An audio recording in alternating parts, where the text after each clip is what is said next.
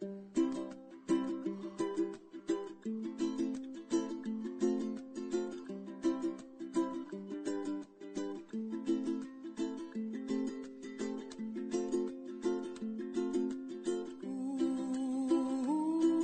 hola, muy buenos días, bienvenidas, bienvenidos, bienvenides a la trinchera comunicacional de integración y resistencia del Club de la Pluma. ¿Cómo andan? ¿Cómo están amaneciendo? Antes de darle los muy buenos días a la profesora Gabriela Fernández, tengo una pregunta. ¿Quién puede escapar a la práctica opinológica? Lo digo con relación a los últimos acontecimientos que han marcado emociones en la Argentina, fundamentalmente en la Argentina, y por supuesto en gran parte del planeta. Me estoy refiriendo al deceso del Papa Francisco. Cuando me pregunto quién escapa a la práctica opinológica, me refiero, y hago mea culpa, que no pocas personas, sin conocer íntimamente el derrotero de quien fuera Jorge Bergoglio, tuvimos opiniones y posiciones un tanto críticas respecto de él. A medida que fue pasando el tiempo, fuimos descubriendo nuestra equivocación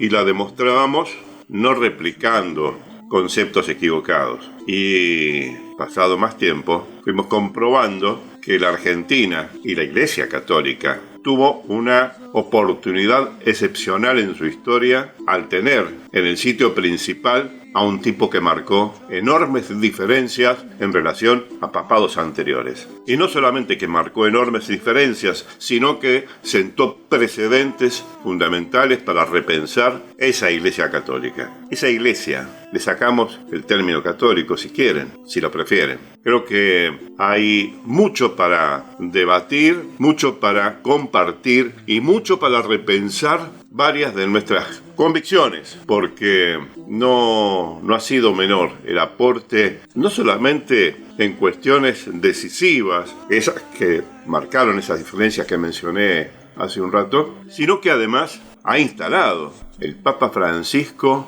desafíos en adelante para que eso de la creencia, la fe, el fervor sea canalizado de manera efectiva de acuerdo a los preceptos que bien el Papa Francisco ha ido difundiendo en todo su papado. Ahora sí le doy los muy buenos días a la profesora Gabriela Fernández. ¿Cómo le va? Buenos días, Norberto, buenos días a toda la audiencia.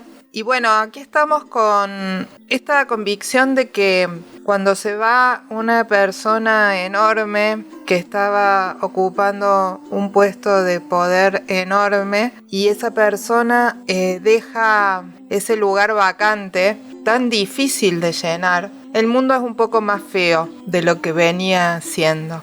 La verdad es que hay toda una hecatombe de valores en el mundo donde están ganando los antivalores, donde los privilegiados no hacen más que retorcer hasta el infinito las posibilidades de sus privilegios en detrimento de la humanidad. Y en ese medio horrendo, un hombre se baja del trono, un hombre se pone a disposición de los pueblos, un hombre llama por teléfono cada día a el representante de la iglesia en Gaza para interesarse por la suerte de los refugiados. En medio de toda la miseria que nos muestran el mundo, que nos muestra la prensa, en medio de eso, uno de los hombres más poderosos de la tierra se conmovía, se condolía y enseñaba, convocaba a los jóvenes, a los seres humanos a conmoverse, a dejar de endiosar lo material, el dinero, y a convertirse nuevamente en seres solidarios, en seres empáticos, en seres capaces de transformar, de hacer lío, de no aceptar esta inquina capitalista salvaje que está destruyendo a la humanidad. La verdad es que el mundo es más feo también porque los argentinos estamos tan desorientados, tenemos la cabeza tan comida por la materialidad mediática que escuchamos más a los payasos locales que a uno de los mejores de nosotros, que tuvo proyección global. Creo que esta locura tampoco puede durar para siempre, como nada dura para siempre, pero habría sido bueno que alguien como el Papa Francisco hubiera durado un poco más para ponerle algún límite más contundente al horror que se va enseñoreando de este mundo. Sí, creo que ese tipo de sensación se tiene respecto de muchos personajes en nuestra historia. ¿Por qué no duraron más? ¿Por qué no entregaron más? ¿Y por qué no se equivocaron menos? Porque ya salen los detractores también, ¿sí? Siempre salen los detractores, salen los miserables a regodearse con el dolor de mucha gente, y como lo creo de muchos y muchas que han pasado por la historia argentina, han hecho todo lo que han podido, de acuerdo a sus convicciones y de acuerdo a la capacidad de poder que han podido ejercer. No es fácil y no es sencillo enfrentarse a otros poderes mucho más perversos y malvados que lo que uno puede imaginar, porque hay que estar en esos lugares, ¿sí? Uno puede imaginar por qué no hizo tal cosa, por qué no hizo tal otra, y yo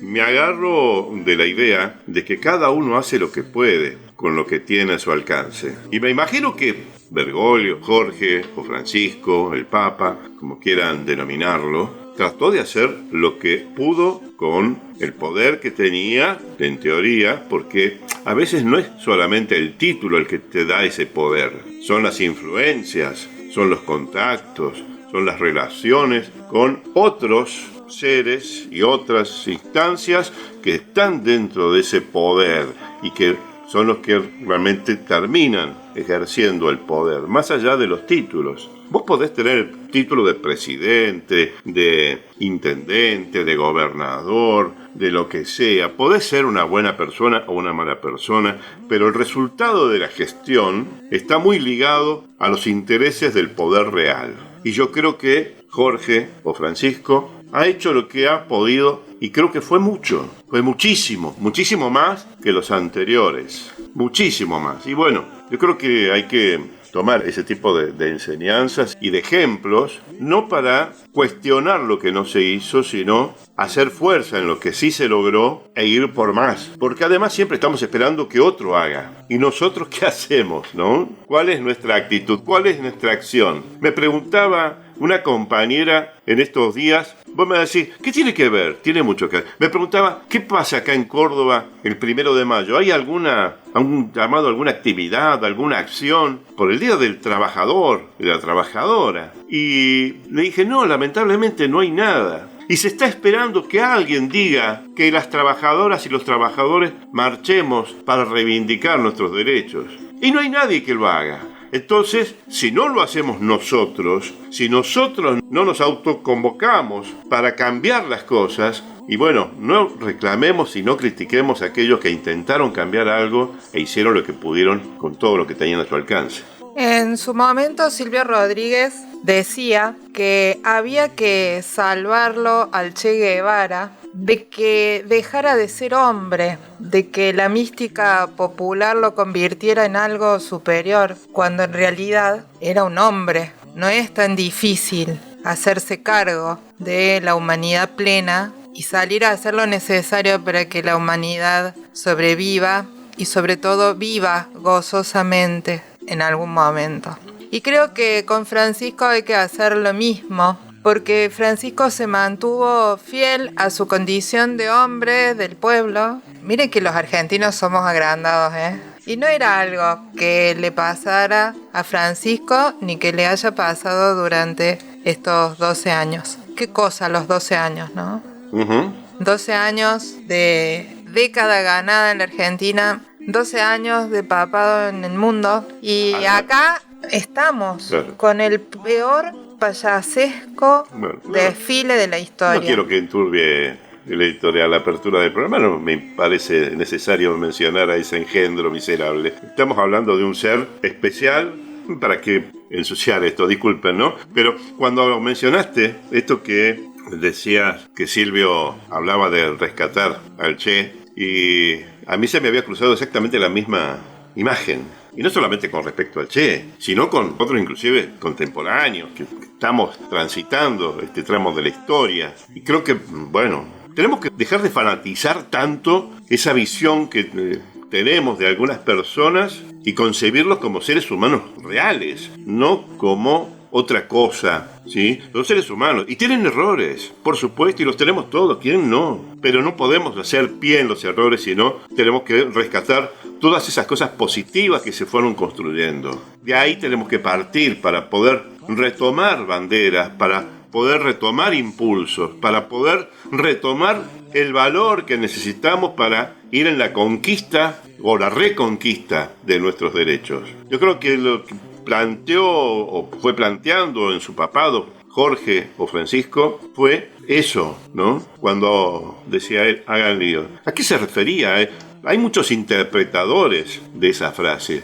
A mí se me antoja interpretarla con que no esperemos que alguien nos venga a decir que lo hagamos. Cuando alguien hace lío, cuando vos sos niño y haces lío, ¿alguien te está diciendo que lo hagas? No, vos lo haces porque sos niño. Desde la inocencia haces un lío, ¿sí? La juventud, en su impulso, en la pubertad, lo que sea, bueno, comete esas acciones de hacer lío. Che, mira, existe el lío. Eso nace desde el ser. Bueno, ese mismo lío estaba, creo yo, se me antoja interpretar que estaba reclamando Jorge o Francisco el que hagamos lío, el que desde nosotros mismos activemos para transformar, para cambiar aquello que creemos que tenemos que cambiar o transformar, para poder conquistar y avanzar. Y prefiero quedarme con esa idea, ¿no?